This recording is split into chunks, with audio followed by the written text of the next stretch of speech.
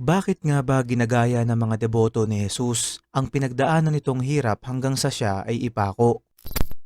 Mga kaibigan, simula ngayong araw, Huwebes hanggang Biyernes Santo, ay makakakita kayo ng prosesyon kung saan ang mga deboto ni Jesus ay isinasabuhay at ginagaya ang mga pinagdaanan nitong paghihirap na tinatawag na The Passion of Christ mula sa pagbubuhat ng sarili nitong krus hanggang sa ito ay ipako doon.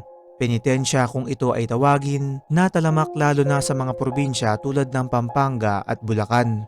Yung iba pa nga ay talagang literal na nagpapapako sa krus at ginagawa nila ito sa paniniwalang malilinisan ang mga kasamaang kanilang nagawa at mapapatawad sa kanilang mga kasalanan.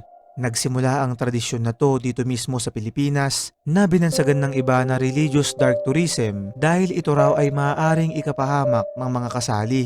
Walang ebidensyang magpapatunay na talagang mawawala ang mga kasalanan mo kapag ito ay iyong ginawa, pero hindi mo rin masisisi yung mga taong nakikilahok sa mga ganito dahil baka para sa kanila ay isa itong paraan upang mabuhayan at magkaroon ng bagong pag-asa.